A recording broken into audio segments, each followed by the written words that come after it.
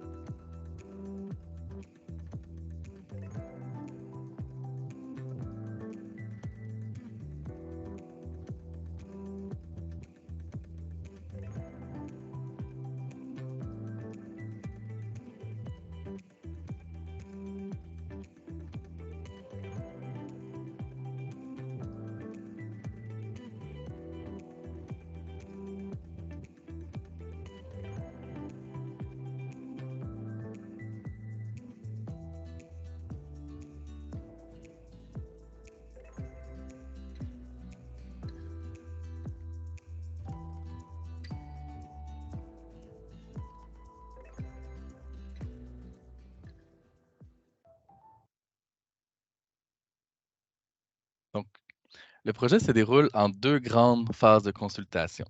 Donc, d'abord, la première phase permet de recueillir les besoins de la population en matière de mobilité. Cela nous a permis ensuite d'établir les orientations afin de concevoir un nouveau réseau qui répond aux besoins exprimés. Cette première phase s'est déroulée du printemps 2021 à la fin de l'hiver 2022. Basée sur le diagnostic et les orientations dégagées lors des consultations publiques, nous avons ensuite travaillé à la conception d'un nouveau réseau d'autobus, donc les tracés et les fréquences.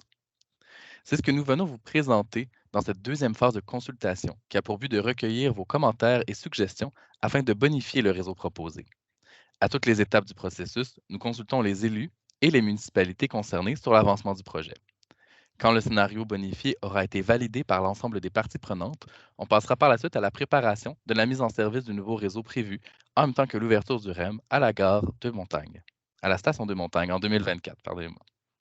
Donc, à noter que pour les consultations publiques, nous sommes accompagnés par l'Institut du Nouveau Monde, une organisation indépendante et non partisane qui a pour mission d'accroître la participation citoyenne et des citoyens à la vie démocratique.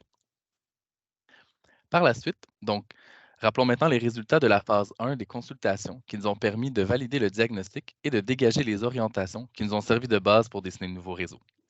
Donc, parmi les besoins exprimés par la population et les parties prenantes, donc, il y a un besoin d'avoir des liens d'est en ouest, une volonté de bonification de la fréquence en pointe et en hors pointe, une volonté d'améliorer la rapidité du réseau, d'améliorer la couverture dans plusieurs nouveaux quartiers résidentiels, ainsi que d'améliorer la couverture dans plusieurs quartiers industriels.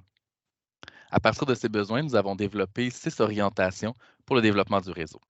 Donc, nous avons une couronne connectée, donc d'est en ouest et de nord en sud, un réseau fréquent et direct, un réseau flexible et innovant, un réseau qui couvre l'ensemble du territoire, un réseau arrimé avec les besoins locaux et finalement un réseau intégré au grand projet. Pour chaque orientation, nous avons dégagé les bénéfices anticipés ainsi que les améliorations par rapport au réseau actuel. Donc, au niveau de la couronne connectée, nous avons 4 tronçons structurants qui permettent un gain de temps de 10 à 25 minutes pour les déplacements d'est en ouest notamment. Au niveau des besoins locaux, nous avons une plus grande portion de la population qui a accès directement au cégep. Par exemple, pour le cégep Lyon-Negro, nous avons une augmentation de 110 de la population qui a accès directement. Pour le cégep de Saint-Jérôme, une augmentation de 35 le cégep de Terrebonne, 14 et le cégep Montmorency de 83. Au niveau de l'intégration du réseau au grand projet, nous avons une augmentation de 10 de la population qui a un accès direct à la station de montagne du REM versus la gare actuelle. Du côté des trajets fréquents et directs, 100% des lignes de la zone nord se rabattent directement au train, au REM ou au métro, sans correspondance. Il y a de plus 30% de la population qui a un accès au réseau fréquent. Du côté de la couverture territoriale, nous avons une augmentation de 10% de la population qui est couverte à 500 mètres ou moins d'un arrêt de transport collectif. Et nous avons une augmentation de 10% de la couverture des emplois qui ont un accès au transport collectif à moins de 500 mètres. Du côté d'un réseau flexible et innovant, nous souhaitons implanter une zone en transport à la demande à Boisbriand qui couvrait ainsi 25 000 résidents et près de 20 000 emplois. Donc, du côté de la description sommaire du réseau proposé, voici quelques faits saillants du réseau. Donc, dans un premier temps, l'optimisation et la simplification du réseau. Donc, nous avons fusionné des lignes du secteur Laurentide et du secteur Terrebonne-Mascouche, ce qui permet de rendre des trajets plus directs et permet de réduire le nombre de correspondances et la sinuosité des lignes. Nous avons également mis en place un réseau de lignes Est-Ouest qui inclut 2 lignes express sur la 640, 2 lignes régionales sur la route 344 et 2 lignes Est-Ouest locales. Nous avons également la création de liens nord-sud, notamment sur les voies réservées, les futures voies réservées du projet de l'autoroute 19 et les futures voies réservées de l'autoroute A15. Donc, un lien nord-sud empruntant l'autoroute 15 et 6 lignes pouvant desservir le secteur de la 19. Nous avons également ajusté le réseau à l'arrivée du REM et nous avons également implanté des zones de transport à la demande. Donc, une zone à fort potentiel a été identifiée, donc notamment Boisbriand. Nous avons également mis en place un réseau structurant qui est fréquent avec des arrêts limités et qui est également interterritoire. Finalement, nous avons harmonisé les fréquences des réseaux locaux à travers le réseau pour avoir des fréquences en pointe de 30 minutes ou moins et en hors pointe de 60 minutes ou moins. Vous trouverez d'ailleurs toutes ces informations plus détaillées en consultant les cartes sur la plateforme web de consultation publique que ma collègue Claudia va vous présenter à l'instant. Merci Vincent. Donc, en effet, passons donc maintenant aux différentes façons de prendre connaissance du réseau proposé et différentes façons d'exprimer vos idées. Tout d'abord, je vais rappeler les objectifs des consultations, qui sont notamment d'assurer que le réseau proposé réponde aux besoins exprimés de la population et d'identifier des pistes de bonification à ce réseau. Sur la plateforme, vous allez trouver toute l'information sur le réseau qui vous est proposé. La plateforme, vous y trouverez, dans le fond, toute la documentation requise, telle que les projets, le projet en détail, la liste des municipalités qui sont visées par la refonte.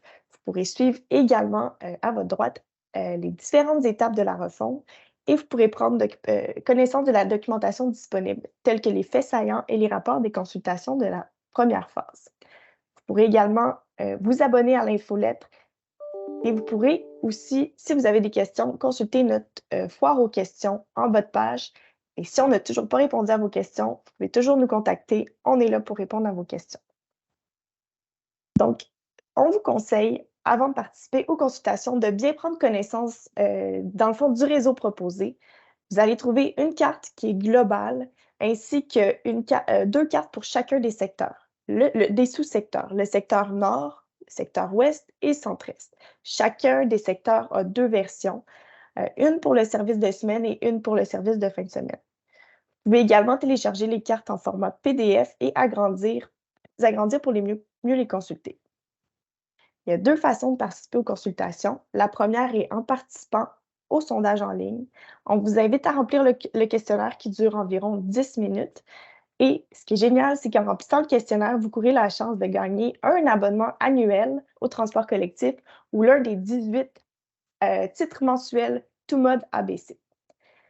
Il y a également 5 séances de consultation auxquelles vous pouvez participer qui se tiendront entre le jeudi 13 avril et le mardi 2 mai. La première a lieu le jeudi 13 avril à 19h à Deux-Montagnes, à la salle Annette Savoie. La deuxième a lieu mercredi 19 avril à 19h sur la plateforme Zoom. Le troisième a lieu jeudi 27 avril à 19h à Sainte-Thérèse, au carrefour étudiant du Collège Lionel Groulx. La quatrième a lieu samedi le 29 avril à 13h30 à Lorraine, au Centre culturel Laurent Gébélé. Et la dernière aura lieu mardi le 2 mai à 19h à l'Agora du Cégep Saint-Jérôme à Saint-Jérôme. Pour les deux cégeps que nous allons visiter, nous serons également disponibles à l'heure du dîner là, en formule porte ouverte pour rencontrer les étudiants. Donc, n'hésitez pas à venir nous voir. Il est également important de noter que chacune des séances publiques s'adresse à l'ensemble des 16 municipalités qui sont visées par la refonte. Donc, si vous n'êtes pas disponible à la date de la séance dans laquelle se déroule votre municipalité, vous pouvez assister à n'importe quelle séance au programme. Il suffit simplement de vous inscrire en cliquant sur le lien de la date qui vous intéresse sur notre site web. Donc, n'oubliez pas de participer à notre sondage. Vous allez également participer au concours. Donc, merci beaucoup et bonne consultation.